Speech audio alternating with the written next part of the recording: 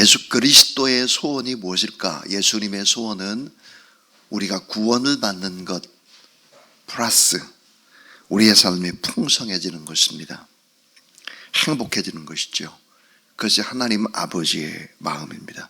우리가 형통해지는 것이요. 그래서 성경 속에 보면 풍성과 풍부와 풍요와 또 형통과 충만이라는 단어들도 참 가득하죠.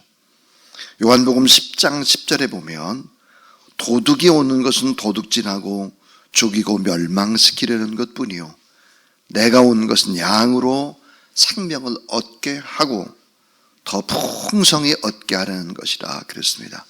예수님이 이 땅에 오신 목적이 바로 우리에게 구원을 베풀고 이 땅에서 참 행복을 누리고 풍성한 그런 복된 삶들을 나누며 인생을 살아가도록 우리 주님이 이 땅에 오셨다 하는 것입니다. 그래서 성경이 강조하는 복은 구원의 복과 함께 풍성한 복을 받아야 되는데 이 풍성한 복을 받는 방법 그 가운데 아주 중요한 것이 뭘까? 그러면 의식의 변화입니다.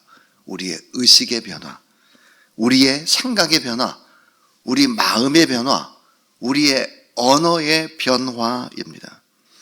결국은 의식의 혁명이 일어나야 하는 것이죠. 핍절의식이 풍부의식으로 바꿔지고 저주의식이 축복의식으로 바꿔지고 실패의식이 승리의식으로 부정의식이 긍정의식으로 바꿔줘야 합니다.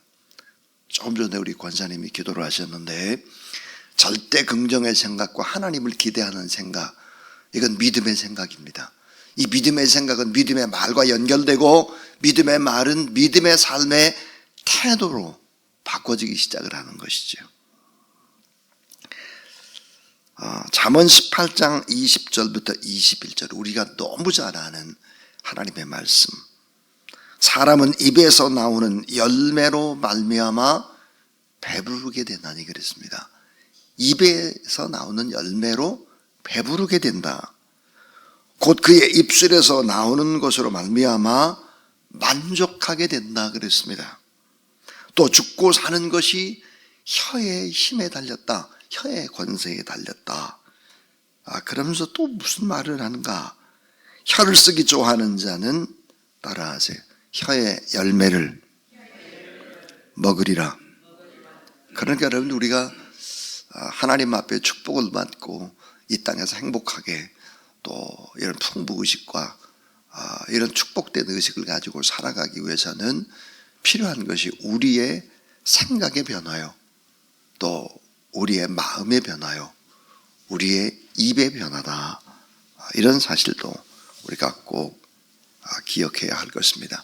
시편 50편 23절 감사로 제사를 드리는 자가 나를 영화롭게 하나니 그 행위를 옳게 하는 자마다 내가 하나님의 구원을 보이리라 그랬습니다. 하나님의 구원을 보이리라. 이 구원이라고 하는 것은 죄에서 용서를 받는 그런 구원이 아닙니다. 여기서 말하는 구원이라고 하는 것은 삶의 문제가 해결되는 방법이죠. 그러니까 우리 꼭 하나님 앞에 기억해야 될 것은 나의 의식의 변화, 나의 삶의 태도의 변화, 이것은 대단히 중요한 부분이다 하는 것이죠.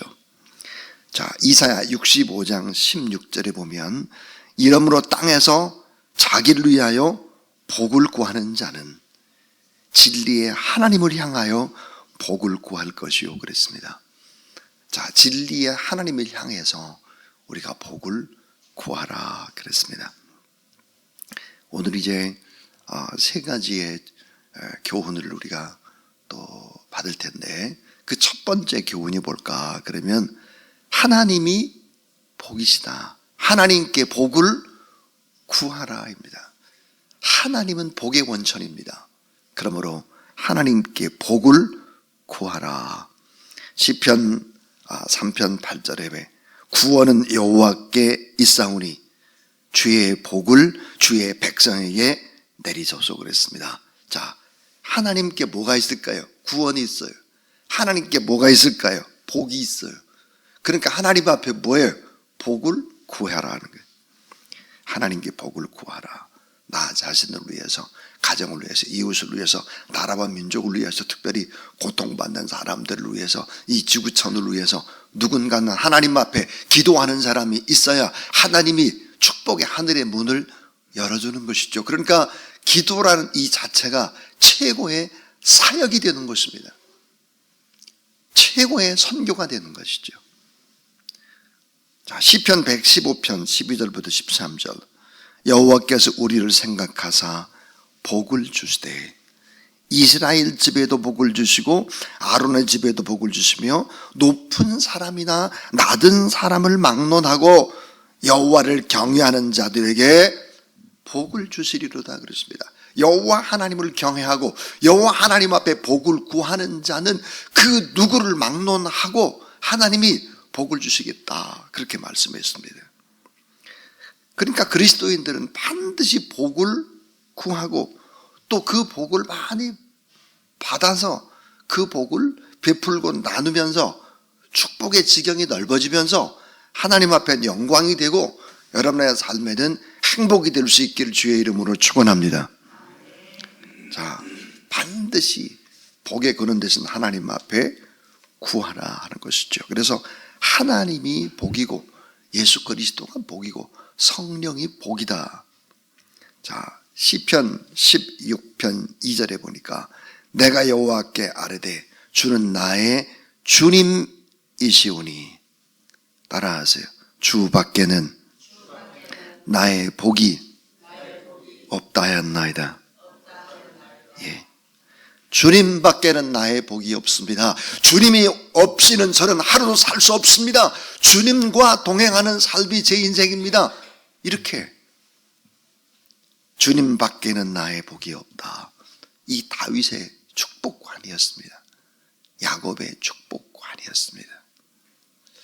그러므로 아담과 하와가, 우리는 꼭 생각해야 될 것이, 아담과 하와가 하나님을 경외하는 것을 잃어버립니다. 하나님과의 관계가 깨지죠. 자, 그러니까 무엇을 잃어버렸을까? 복을 잃어버린 거예요. 하나님과의 관계가 깨지니까 복을 잃어버렸어요. 자, 복이 없는 사람이 된 것입니다. 여기서 끝나는 것이 아니죠. 복이 떠난 그 자리엔 뭐가 들어왔을까? 저주가 들어왔죠. 저주가 그 자리를 차지한 것입니다.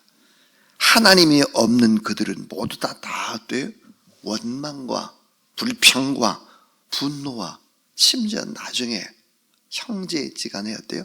살인을 저지르기 시작을 하죠. 불행이 찾아왔습니다. 자, 복이 없는 그들, 불행이 찾아오는 것입니다. 하나님 앞에 복을 받지 않으면 어때요? 불행이 찾아와요. 하나님 앞에 우리가 이른 아침에 또 신년 벽 뒤에 이렇게 복을 달라고 기도하고 또 복 받을 일들을 우리가 하고, 이렇게 하지 않으면 1년 그 자체가 살기가 힘이 드는 거예요.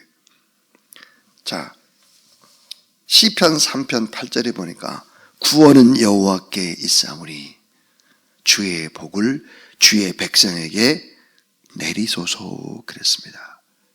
구원도 여호와께 있고 우리가 받을 복도 여호와께 있고 아름다운 그 모든 것들이 다 진선미가 다 여호와께 있다. 그래서 여호와 하나님 앞에 구해야 그의 백성들이 복을 받을 수 있다 하는 것입니다. 자, 이제 두 번째, 오늘 제일 중요한 얘기를 좀 더 구체적으로 하려고 합니다. 천국을 미리 이 땅에서 사는 자들이 복이 있다는 거예요.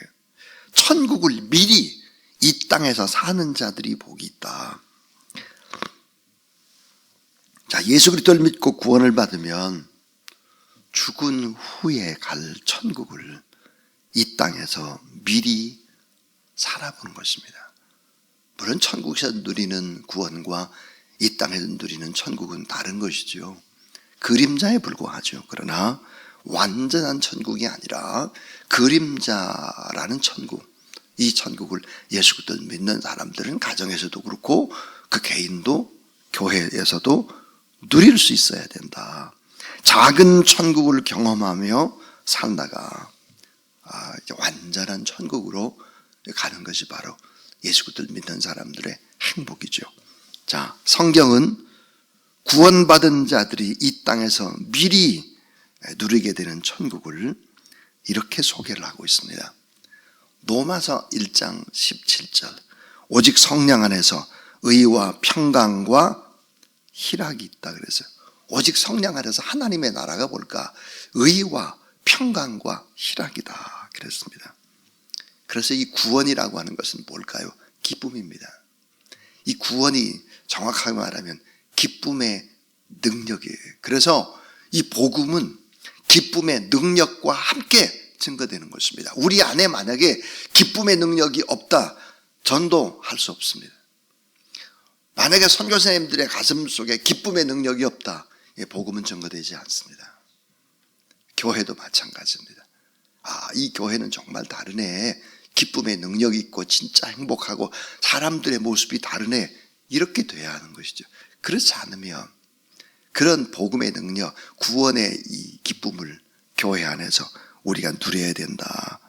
그래서 이 복음 구원받는 자들은 의와 평강과 희락을 누리게 된다. 이 기쁨의 능력이 있게 된다 하는 것입니다.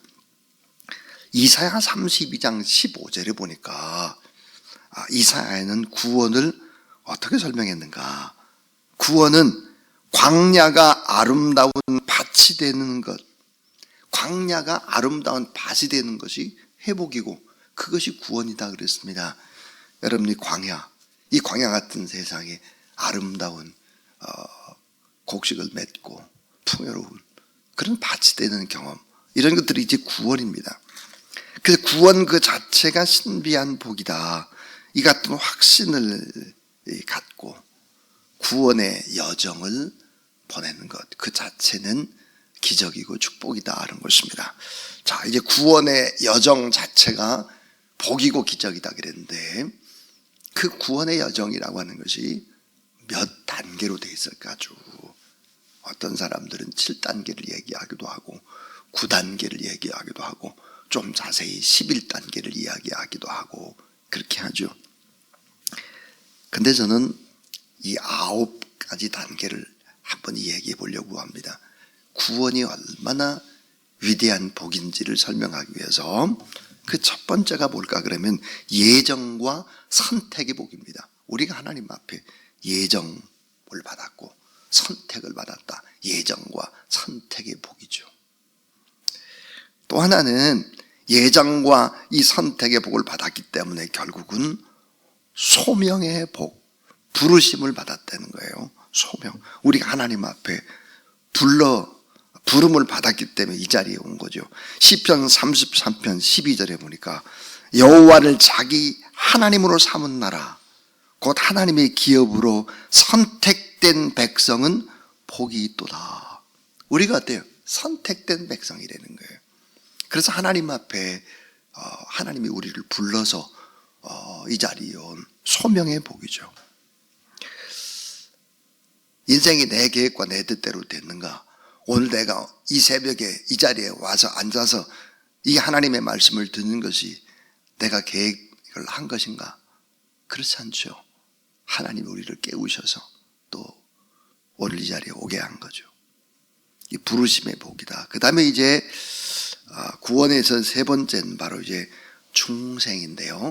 거듭남의 복입니다. 옛날에 나의 모습은 죽고 새로 태어나는 것이죠.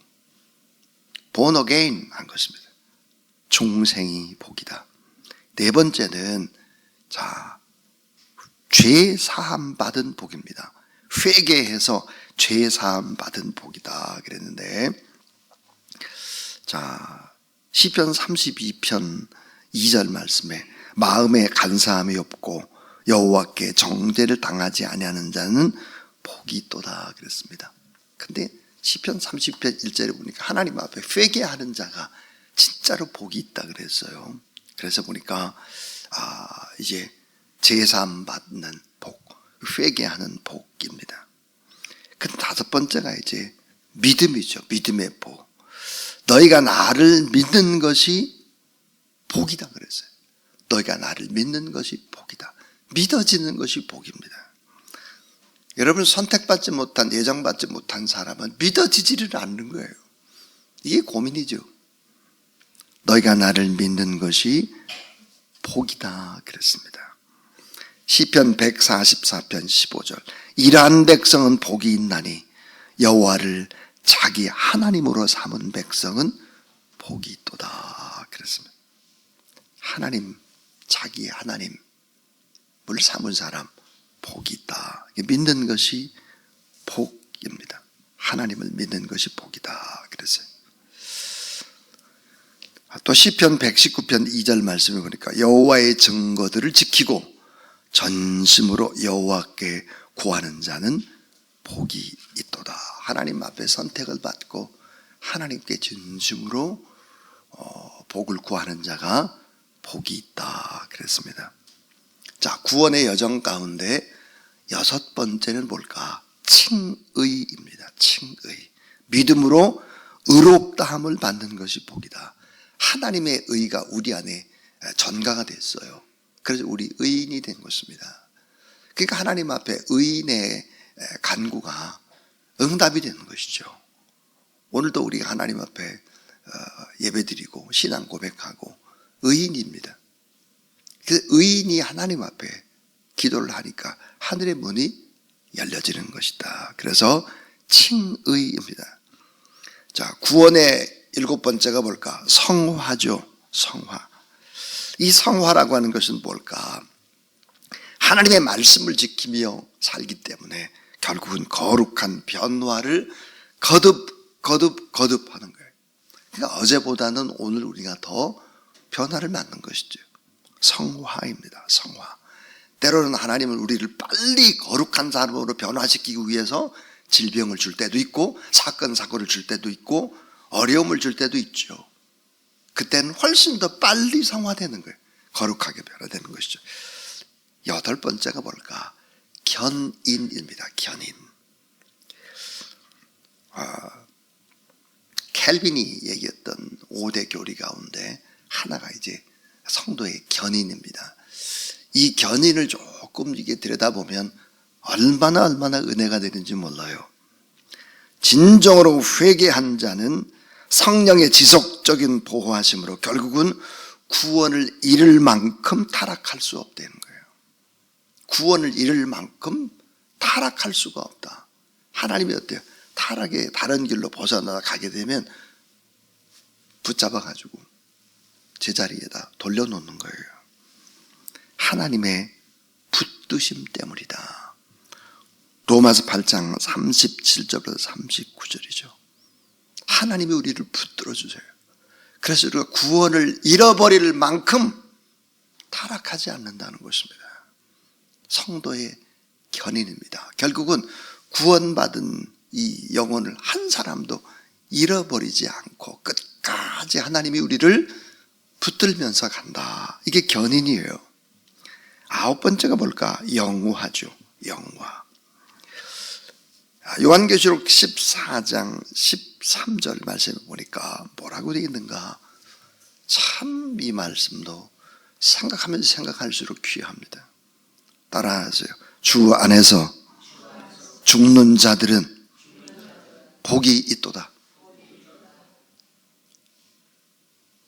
여러분, 많은 사람들은 죽으면 끝난다, 죽으면 저주다, 죽으면 불행이다, 죽음이 고통이라고 생각을 합니다.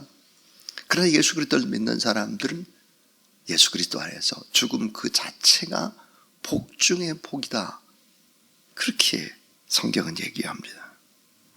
주 안에서 죽는 것이 복이다.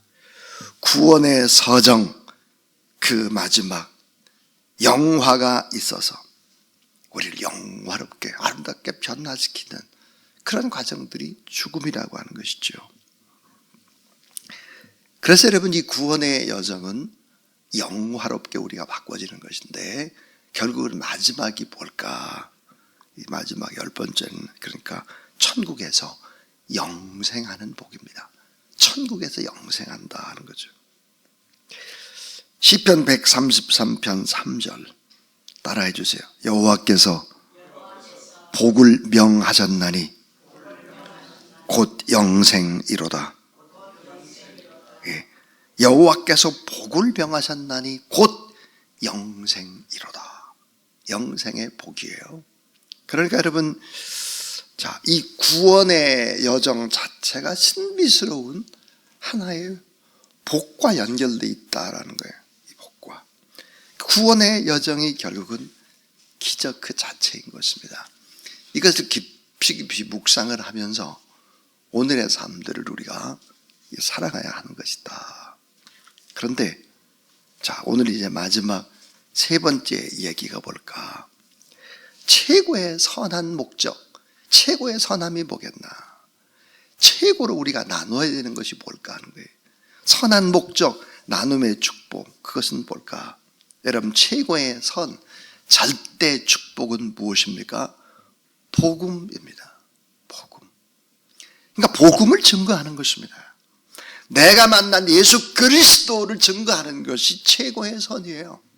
이건 절대선이고 이것이 뭐야? 최고의 축복이라는 거예요. 이 복음을 증거하는 일이 그런 거예요.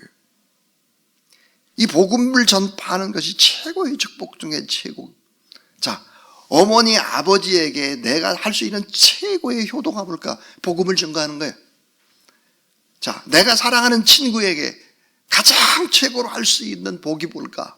그것은 복음을 증거하는 거예요. 이 나라의 민족을 살리는 최고의 애국이 뭘까? 복음을 증거하는 거죠. 왜 그럴까요? 왜? 로마서 1장 16절부터 17절. 여러분 잘 아는 대로 마르틴 루터가 목숨을 걸고 종교개혁을 일으키는 핵심이 되는 진리의 말씀. 내가 복음을 부끄러워하지 아니하노니 이 복음은 모든 믿는 자에게 구원을 주시는 하나님의 능력이 됨이라 그랬어요. 이 복음이 뭐야? 구원을 주시는 하나님의 능력이에요. 근데 이 복음이 구원을 주시는 하나님의 능력만 주는 것이 아닙니다. 그 다음 플러스 알파가 있어요. 그 플러스 알파가 뭘까? 그것은 복음에는 하나님의 의가 나타나서 믿음으로 믿음에 이르게 하나니 기록된 바 오직 의인은 믿음으로 말미암아 살리려 함과 같으니라. 그래서 복음을 받아들이게 되면 어떻게 되나요? 불의가 떠나가는 거예요. 왜? 하나님의 의가 들어오니까요. 어둠이 떠나가는 거예요. 불행이 떠나가는 거예요. 그러니까 결국은 뭐예요? 믿음으로 사는 사람들이 늘어나는 것이죠. 믿음으로 사는 사람들에게 가지는 것이 뭘까요? 하나님의 나라예요. 의와 평강과 희락의 나라죠. 그러니까 불법이 난무하고 너무나 이렇게 험악한 세상 가운데 이 세상을 살릴 수 있는 최고의 힘이 뭐겠나? 복음을 증거하는 거예요. 그러니까 우리가 최고선 절대 축복은 우리가 하나님 앞에 복음을 증거하는 일이다. 이 복음 증거하는 일에 여러분 온 힘을 다하는 것이 가장 위대한 일이고 가장 최고의 축복이고 가장 시급한 일이고 하나님이 원하는 일이다. 이런 확신을 가지고 2024년도에 복음을 증거하는 데 온 힘을 다하는 그런 여러분 되길 주의 이름으로 축원합니다. 자녀들이 아직도 예수를 믿지 않는다면 그 엄마 아빠가 울어야 합니다. 가슴을 쳐야 합니다. 금식을 해야 합니다. 아직도 남편이, 아직도 나의 부모가, 나의 가족이 예수부터를 믿고 있지 않다. 이거는 엄청난 사건인 것이죠. 그래서 우리가 하나님 앞에 내 가슴을 치면서 울면서 기도하고 그렇게 복음을 증거하지 않으면 안 되는 거죠. 왜? 이 진리를 안다면, 이 진리를 믿는다면 절대 선이 뭐고 정말 최고의 선이 뭐고 최고의 축복이 뭔지를 안다면 우리는 복음을 증거할 수밖에 없는 것입니다. 이 복음은 구체적으로 죄와 유혹을 극복하는 힘입니다. 죄와 유혹을 극복하는 힘, 마귀를 이기는 힘, 세상을 이기는 힘, 육신의 정욕, 안목의 정욕, 이생의 사랑, 이 세상을 이기는 힘이 복음이에요. 이 복음은 뭐야? 질병을 이기는 힘이에요. 이 복음은 어때요? 어려운 생활 환경도 복음을 받아들이면 이겨내는 거예요. 복음은 어때? 그것만 있는 게 아니라 인격을 변화시키는 힘, 이게 복음이에요. 그러니까 복음은 생명을 주는 힘입니다. 그래서 복음은 정치, 경제, 사회, 문화, 교육에 있어서 생명을 주는 살리는 힘입니다. 여러분, 복음을 받아들인 나라는 하나님께서 뭘 주셨느냐? 정치, 경제, 사회, 문화, 교육에 힘을 줬어요. 왜? 복음을 전해야 되기 때문에. 우리나라가 만약에 복음을 잃어버린다 그러면 우리는 점점 내리막을 걷게 될 것입니다. 그래서 복음을 전거하는 일, 이 일이 가장 위대한 일이고 가장 행복한 일이고 복음을 전거한 이 일이야말로 시급한 일이다. 그래서 여러분, 복음 전거하는 일에 온 힘을 다 기울이는 저와 여러분, 우리 모두 다 될 수 있기를 주의 이름으로 축원합니다. 219장 우리 찬송한 다음에 우리 이정남 목사님 축도하겠습니다.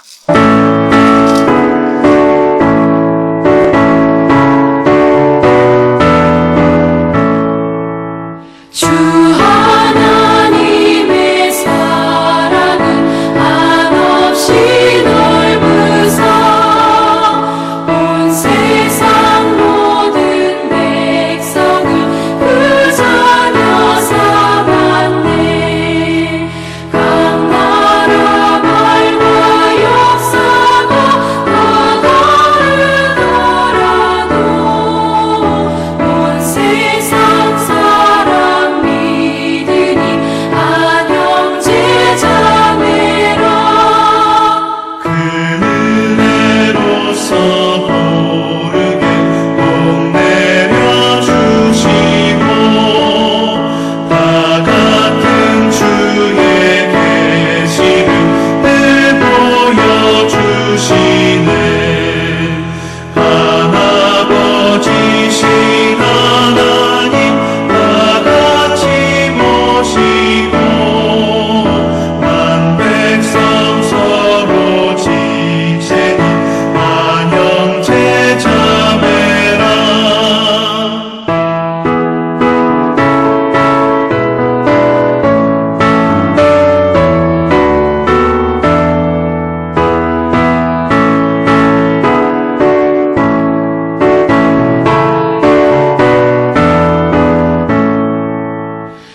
싸워서 받은 상처를 못납게 하시고 그 교만함과 간사함 다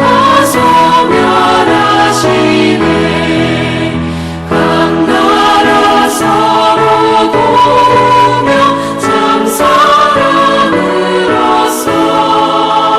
주 하나님을 섬기니 한 형제 자매라. 그 평화로운 거문도 한곡 졸리니 저 어지러운 소리를 못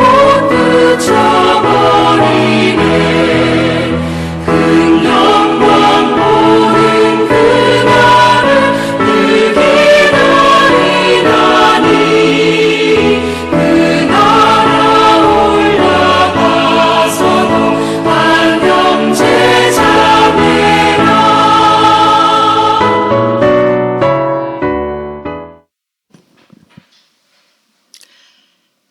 이제는 우리 구주 예수 그리스도의 은혜와 하나님의 사랑과 성령의 교통하심이 모든 복의 근원이 되시는 여호와 하나님을 우리 안에 모시며 바라보며 참으로 복된 복음을 전하기를 간절히 소망하는 수사랑 교회 성도들 머리 위에와 이 복음을 전하기 위하여 선교 현장에서 수고하고 애쓰는 선교사님들 머리 위에와 이 나라 이민족 위에와 한국 교회 위에 이제로부터 영원히 함께 하시기를 간절히 축원하옵나이다. 아멘.